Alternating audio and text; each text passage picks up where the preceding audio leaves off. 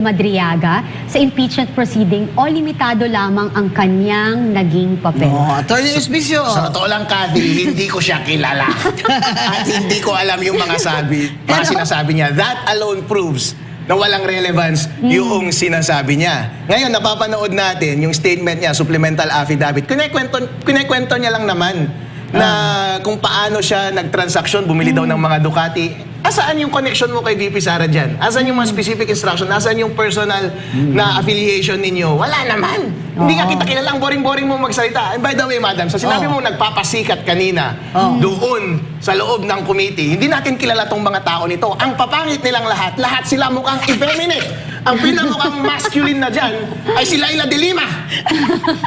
Napakataas ng kanyang testosterone. Ang articles of impeachment. At doon, anong mangyayari sa Senado, Attorney Espisio? Tulad nga ng sabi nyo kanana, Attorney Guanzon, 14 lang or 15 ang makukuha nating boto sa Senate. Ayon sa saligang batas, 2/3 ang kailangan, 16 out of 24 votes ang kailangan natin makuha para ma-impeach. Atras na si JBRC to. Oo. Baka matalo kasi siya, di ba? Oo. Kapag i-compute mo lahat, kahit sabihin pa natin wala si Robin Padilla dyan, si Bongo, si Bato de la Rosa, 14 lang po ang boboto. Kaya mga at max, at most. Kaya mga kasama namin dyan sa Congress, tama na po, inuubos nyo lang ang inyong panahon. At pera ng bayan. Oo, at kung ginagawa nyo yan para lamang tuparin ninyo yung binayad sa inyong mali-maleta at envelope, mag-shift na lang kayo ng objective. BBM, baguhin mo yung instruction. Kung ang instruction dati ay ipasa yung impeachment kay VP Sara, gawin mong instruction ngayon na ipasa nila yung pagbaba ng presyo ng langis, pagtanggal ng VAT at excise taxes, tulad ng panawagan ni Congressman Leandro Leviste. Walang golf cart! Kaya dahil natin pinag-uusapan ang kalusugan ng presidente, ay dahil po sa krisis, kailangan nandito siya 24/7. Kaya lang, lagi naman po itong si Auntie Claire, pinapakita sa atin, mga luma namang video, kaya tayo naguguluhan. Ngunit, pa-jumping jack si BBM doon sa Malacanang, sabi April 14 daw, di ba kahapon pa yan? Mali pa yung petsa, pero mukhang malusog naman. Kaya hinahamon ka ni Vice Mayor Attorney Espisio, ay hindi pala hinahamon ka. Tinatanggap ni Attorney Espisio ang hamon mo na mag-weights kayo dyan sa gym ng Malacanang at ako ang scorecard o taker. Pwede rin tayong kumuha ng referee sa Games and Amusement Board. Palagay mo, Attorney Espisio, yung liit ni... Ito kasi si BBM is 67 years old. Kasi born in the same year kami. Pero maliit ito sa akin eh. Tignan mo, lalong pumayat nung nag-diverticulitis siya. Palagay mo yung binubuhat niya nilang kilo kaya binibench nito. Kami mga Ilocano, Attorney Guanzon, mga tagat kami. Kung sinasabi nga namin sa aming lugar, mga maitim kami, marami kaming mga pinagkukuhanan ng lakas. Kami mga kalabaw. Kaya malaki ang bilib ko dito kay BBM na malakas siya at kaya-kaya kaming magtapatan sa buhatan. Kaya tuwang-tawa kami, madam, mga Ilocano, masaya-masaya kami na nakita namin na sobrang lusog si BBM. Kasi 4 taon na hindi nagpapakitang malusog. Hindi malusog ang kanyang pamumuno sa ating bansa. Walang trabaho. Pero kahapon, ipinakita niya, kaya niya palang mag-jumping jacks. At kaya niyang gumawa ng kahit na konting measure para tulungan tayo sa panahon ng krisis. Kaya nainganyo nga kami. Sa wakas, magsisimula ka na bang magtrabaho, sir? Sir, araw-arawin mo yan. Sasamahan kita. Mag-warm up tayo sa umaga. Araw-araw nating ipakita ang kalusugan natin, ang lakas natin, tuparin natin ang pangako natin. At sa wakas, mag-umpisa na tayong atupagin ang pagpapaunlad sa Pilipinas. Huwag yung talunan na impeachment process na ipinopromote mo, talunan rin naman yung pinsan mong gustong tumakbo. Hindi naman natin kilala yan. Hindi, nakakasawa. Sana kung ganyan siya kasaya, no? At saka, ang saya-saya niya, mukha siyang masaya dyan, no? Sana yan din ang maramdaman ng sambayan ng Pilipino. Di ba? Yan ay paramdam mo, BBM, sa Pilipinas. Wala puro ayuda lang to masyadong superficial yung mga galawan nito. Kaya 3 million ang walang trabaho ngayon, BBM. Sana ang inyong kalusugan ay maayos talaga para mabigyan nyo naman ng trabaho ang mga Pilipino. Ngayon ay gutom na po. Yung bigas, sabi niyo ng inyong sekretary, ay ika-cap down ninyo sa 50 pesos yung imported. Kasi ngayon po, umabot na ng 57 at 58. Pero yung problema po, ay inaangkat po natin, I think, 80% ng bigas eh. Yun ang problema, hindi ba, ate? Oh, nakakalungkot yan. Paulit-ulit natin ang pinag-uusapan na tayo ang nagturo sa Thailand. Ngayon, Tapos bumibili ngayon, tayo. tayo na bumibili. Na sa samantalang, dapat suportahan natin ang mga farmers natin kasi marami naman tayong lupang pwedeng pagtaniman. Oo. Na yung Vice Mayor, pag-isapan natin ang impeachment dahil ito ang talagang project ni Sandro Marcos. Ito ang kanyang pet project as majority leader. Siyempre, pinapabaliwala niya yung kanyang hindi nga siya nagpapakita dyan eh, di ba? Pero sa totoo lang, hindi pa ho umaatras si Martin Romualdez sa kanyang ambisyon na tumakbo maging presidente ng Pilipinas sa 2028. Kaya itong impeachment na ito kay Bibi Sara ay isa sa kanilang major project para po ma-disqualify ang Vice President o kaya ay bumaba ang rating niya sa mga survey. What do you think, Attorney Respicio? Alam mo, sa totoo lang, Attorney Guanzon, kaya tinawag kaming Solid North. Solid North, BBM kami, pero Solid North, Duterte rin kami. Yun na. Hindi nyo ba maalala? Noong 2022, kaya nanalo si BBM dahil sa Duterte kasi love namin silang dalawa. Yun. Ang nakakalungkot lang kasi, yung dalawa naming daddy, yung daddy namin at mami namin ay nag-aaway. Bakit mo inaway BBM si Sara? Ngayon tuloy, napipilitan kaming mamili sa inyo. Pero sa totoo lang, hindi naman kami namimili eh. Love namin si BBM, hindi mo matatanggal yan sa kulay namin at sa dugo namin. Hindi Ilocano naman siya kaming tatakbo sentiments ulit. namin. Pero hindi siya tatakbo. Ang tatakbo Tagalite. Tama. Pero hindi ibig sabihin na kapag inaaway niya yung nanay namin, ay magagalit dapat kami sa nanay namin, hindi. Love namin si Sara. Oh. Kung ang pinupush niya ay yung pinsan niya na hindi naman Ilocano, na hindi naman maitim, na hindi naman namin kakulay, na wala naman kaming affinity at sentimiento. At hindi rin waray, hindi rin marunong yan magwaray. Ay, hindi rin namin kilala yan eh. Sino ba yan? Sabi nila buhaya eh, pero mas mukhang baboy. Pero, pero hindi yan kilala doon sa norte. Kaya hindi yan iboboto. BBM, nagsasayang ka lang ng oras mo sa pagpropromote sa kanya at paninira sa kanyang potensyal na kalaban. Imbes, ang ginawa mo sana ay yung Pakulong ipinangako mo. Oh. Yung pinangako niya before, madam. Kasi di ba hindi maganda ang pamilya niya? Ipakulong.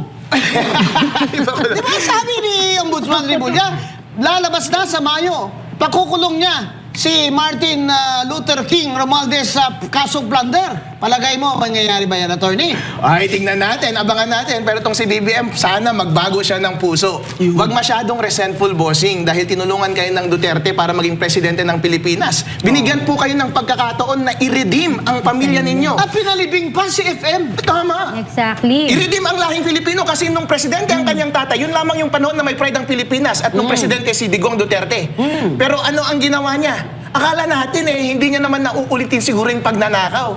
Pero tanga naman itong si BBM eh. Inuuna pa rin ang pagnanakaw. Well, sayang yung pagkakataon. Nangyari sa atin yan, may malas. Minalas ang Pilipinas. History Hanggang ngayon. repeats itself. Diba? Oh. Oo. Hindi na natapos yung, pasakit. Hanggang ngayon, tuloy-tuloy. Kahit anong Grabe. Inflation ng panahon ni Ferdinand Marcos ay umabot sobra sa 60%. Ngayon, 4.1%, pero walang kita ang mga tao. 3 million walang trabaho at ang gasolina at krudo ay napakataas. Kaya po, magbisikleta na lang daw kayo, sabi ni BBM, magtiis kayo, magbayanihan kayo, mag-carpool kayo. Pero habang kayo dyan sa gobyerno, ang aircon nyo ay naka-on mula 7 o'clock hanggang 7 o'clock ng gabi. Dapat half day lang yung aircon nyo. Alas 12 lang hanggang alas 5. Tingnan nyo kung hindi ba kayo makakasave ng pera dyan. Di ba?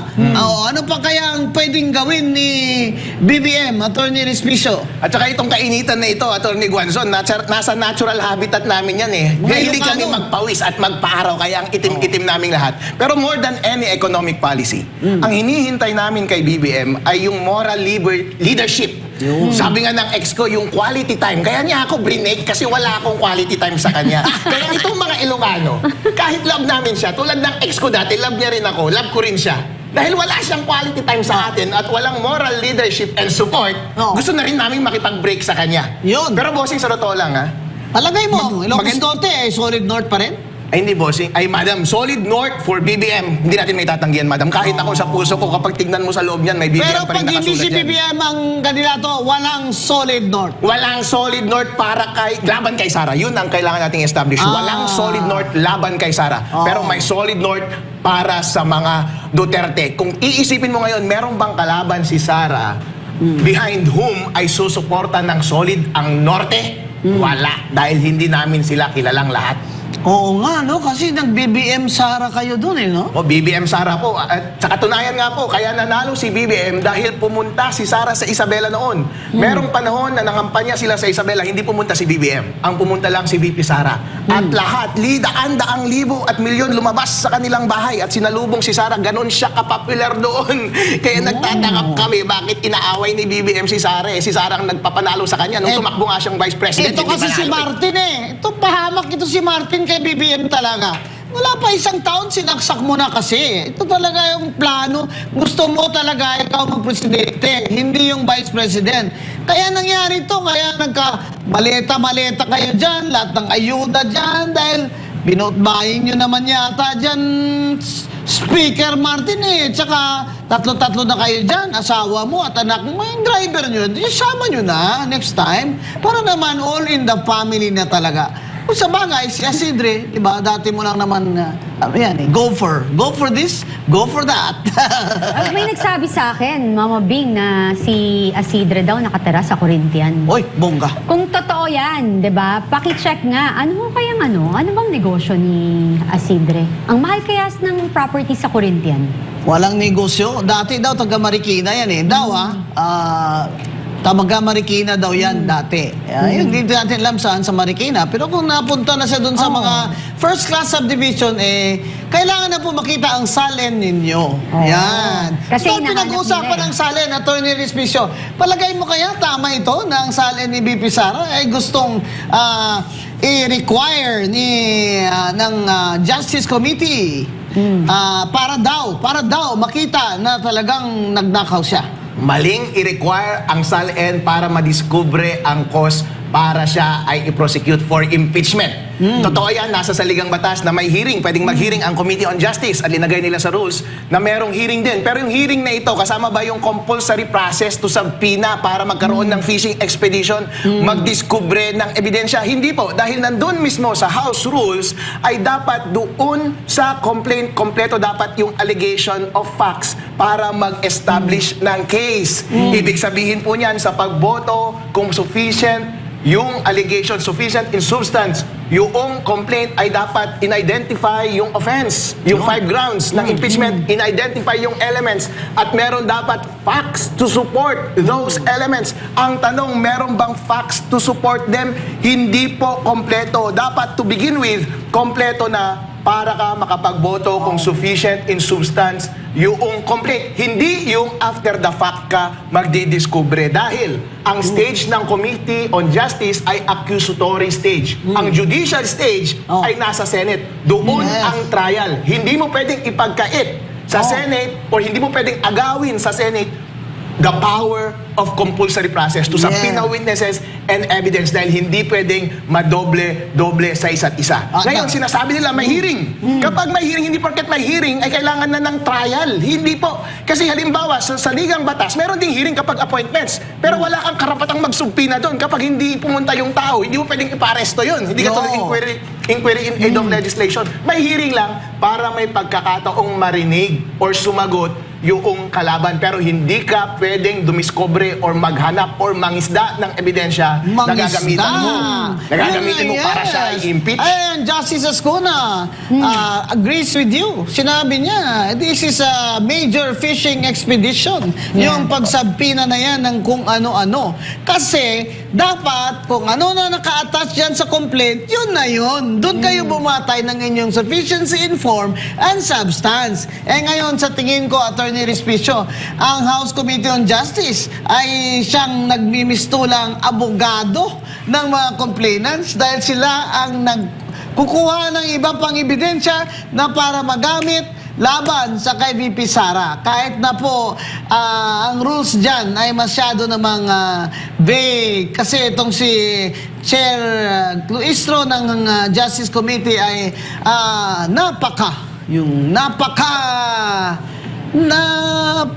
hindi ko na sasabihin, ha? Nilang gusto talagang magkaroon Napaka-loyal nito kay Martin Romualdez. Minion ito ni Martin Romualdez. Di ba ito yung congresswoman saying, may AX dahil sa speaker, may tupad dahil sa speaker. Yan.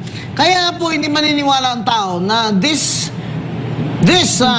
Justice Committee hearing is going to be fair. At nag-object na rin dyan si Congressman Rufus Rodriguez, di ba? Sinabi niya rin, fishing expedition. Pero, siyempre, overruled. Di ba? Kasi si Luistro nga minion nga ni Martin Romualdez. Yan, Diyan, Congressman Rufus Rodriguez. Yes, Di ba? Former Dean of San Sebastian Law, UP Law alumnus. Sinasabi niya, you cannot subpoena other documents, it will be a fishing expedition. And therefore, it will violate the right to due process of Vice President Sara. Kaya po, nasa Supreme Court na naman ang petisyon ni VP Sara na ipawalang bisa itong impeachment process sa House dahil sa itong every step of the way, dapat sinasabi ng Supreme Court sa unang impeachment hearing decision ay dapat po may due process at every step of the way. At saka di ba sinabi naman nila, sufficient in form, sufficient in substance, bakit hindi nila iakyat na sa Senado? Yun. Bakit kailangan nila gumawa ng mini trial dyan sa House of Representatives? Halatang halata na. Para sumikat. Yung introduction pa lang ni Abante ba yun? Congressman Abante ng Maynila ay napakahaba naman, sir. Ano ba yun, sir? Privilege speech ba yun? O ano yun? Yung prefatory statement pa lang as a what do you call this? Member of the House Committee on Justice. By the way, parang na-meet ko yung kapatid niyan. Parang may na-meet ako sa kanya na kapatid or nasabi na, parang na-meet ko na iba ang reliyon sa kanya. Anyway. Congressman Abante is always fiery, no? A fire of bolts of fire from hell, etc. And his introduction was probably the longest in the history of the House Committee on Justice. Tama po yung petition na i-final ni VP Sara sa Supreme Court dahil may grave abuse of discretion po yan. Kasi yung question ng sufficiency in substance, malinaw yung ginawa nilang rules. Dapat may sufficient allegation of facts to support the offense. Kahit sabihin nilang political process, yung impeachment proceedings, kung nag-layout kayo ng rules of procedure, kailangan yung sundin yon. And that is a question of law. At kapag nag-depart kayo doon sa procedures ninyo, yan ay grave abuse of discretion. Kaya pwedeng pawalang bisa ng Supreme Court yung ginawa ng Committee on Justice sa pagpasa nila ng sufficiency in substance question. They're making such a big deal about the fact na hindi daw nag-TRO ang Supreme Court. Hindi nag-TRO ang Supreme Court sa proceedings sa ngayon. Remember? Doon naman yung first impeachment proceedings against VP Sara ay hindi naman sila nag-issue din ng TRO. Hindi ibig sabihin na hindi ito didesisyonan ng Supreme Court dahil napaka-importante po sa ating bansa itong issue ng impeachment ni VP Sara. Hindi lang po dahil sasabihin nyo, kasi si Atty. Guanzon, kampiyan kay VP Sara. Hindi po. Abogado po ako at guro po ako ng batas noon sa UP. Ang sinasabi lang po natin, due process. At wag naman po masyadong OA dyan sa House of Reps. Lahat na lang po ng gagalaw dyan, parang may pinapasikatan kayo. Palagay ko, meron ba kayong mga pinapasikatan dyan? Kaya pala si Congressman Terry Ridon, napakabibo. Talagang isasampina niya yung salin na yan. Yeah, sa totoo lang, Mama Bing, bilang mga abogado, Attorney Rowena Gonzon and Attorney Harold Respicio, sa tingin niyo ba may naging malaking ambag si Ramil Madriaga sa impeachment proceeding o limitado lamang ang kanyang naging papel? Attorney Respicio. Sa totoo lang, Kathy, hindi ko siya kilala. At hindi ko alam yung mga sinasabi niya. That alone proves na walang relevance yung sinasabi niya. Ngayon, napapanood natin yung statement niya, supplemental affidavit. Kunikwento niya lang naman na kung paano siya nagtransaksyon, bumili daw ng mga Ducati. Asaan yung connection mo kay VP Sara dyan? Asan yung mga specific instruction? Asan yung personal na affiliation ninyo? Wala naman. Hindi nga kita kilala. Ang boring-boring mo magsalita. And by the way, madam, sa sinabi mo nagpapasikat kanina doon sa loob ng committee, hindi natin kilala tong mga tao nito. Ang papangit nilang lahat, lahat sila mukhang effeminate. Ang pinamukhang masculine na dyan ay si Laila de Lima. Napakataas ng kanyang testosterone. Grabe yung napansin ko nga Sabi ko, there's something going on. There's something wrong. Kasi yung itsura nila talaga nagre-reflect from the outside na yung stress. May galit sila. May galit sila. Ang Iba laki-laki ng galit ng mga ito Ang sasabi na naman natin, hindi naman kami lahat ng mga tao ay mapapaniwala sa sinasabi nyo lang. Dapat alam po ng mga tao ang context kung bakit kayo galit kay VP Sara. Siyempre, pinakulong ni PRRD si Secretary Leila de Lima noon. Ang pangalan nito, si Terry Ridon naman, na dating Urban Poor Commissioner, na tinanggal ni Digong dahil by 7 times by travel abroad at ang kanyang commission ay Urban Poor. So, dapat may konteksto naman kung bakit itong mga congressman na to ay tila parang gigil na gigil sila. Sinasabi natin, kung ganyan po kayo, di magbilang na lang kayo dyan kung talagang may numbers kayo. Sige, total, kung gusto nyo talagang tapusin yan para ipa-prove to the Supreme Court na may due process dyan, ihirig-hiring nyo dyan, i-accept nyo na sa Senado ang Articles of Impeachment. At doon, anong mangyayari sa Senado, Attorney Respicio? Tulad nga ng sabi nyo kanana, Attorney Guanzon, 14 lang or 15 ang makukuha nating boto sa Senate. Ayon sa saligang batas, 2/3 ang kailangan, 16 out of 24 votes ang kailangan natin makuha para ma-impeach. Atras na si JBRC to. Baka matalo kasi siya, di ba? Oo. Kapag i-compute mo lahat, kahit sabihin pa natin wala si Robin Padilla dyan, si Bongo, si Bato de la Rosa, 14 lang po ang boboto. Kaya at max, at most. Kaya mga kasama namin dyan sa Congress, tama na po, inuubos nyo lang ang inyong panahon. At pera ng bayan.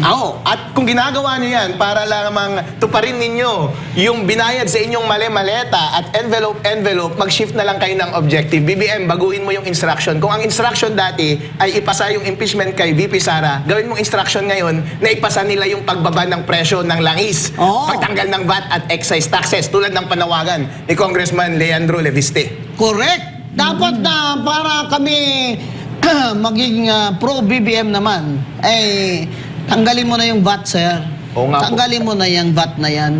Hindi lamang sa excise tax na yan. Kung hindi talagang ibaba mo rin, tanggalin mo yung VAT sa mga gasolina, krudo, gasol, etc.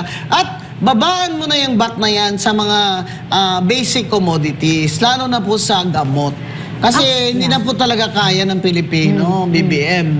Yan lang naman ang hinihiling namin sa iyo. Itong mga minions mo impeachment ng impeachment. Pa talagang meron dyan sa impeachment na yan? Maleta.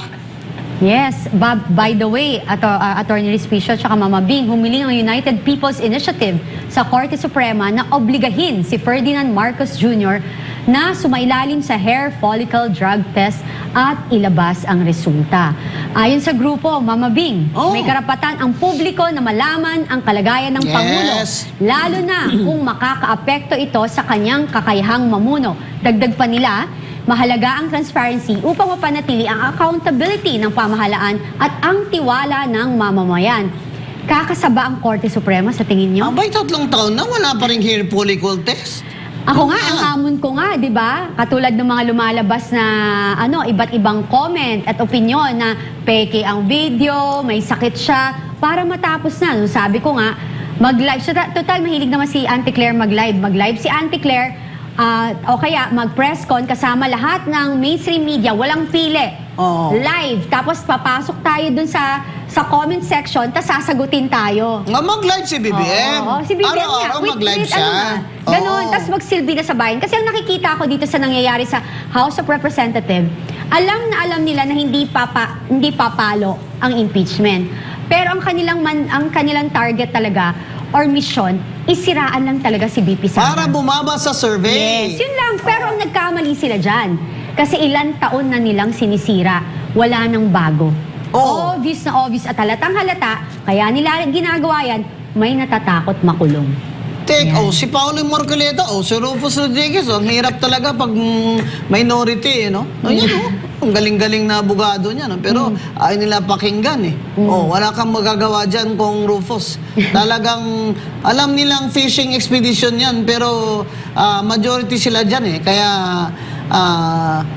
kanya-kanyang, na lang, fight lang, laban lang, di ba? Para marinig naman ng mga tao ang mga argumento na oppose kontra doon sa grupo ni Lilo Istro. Kaya itong girl survey ni VP Sara Atty. Respicio, bumaba ba?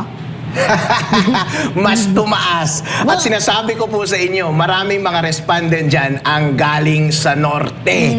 Kahit i-isolate nyo ang mga taga-Norte, baka mas malaki pa ang lalabas na pro-VP Sara. Oo, mataas ang BBM na survey, pero mataas din ang lalabas na VP Sara. Dahil hindi po totoo na porket inaaway ni BBM si Sara ay galit kami kay Sara. Sa totoo lang po, gusto namin maging successful si BBM. Kaya natutuwa po kami na healthy siya kahapon.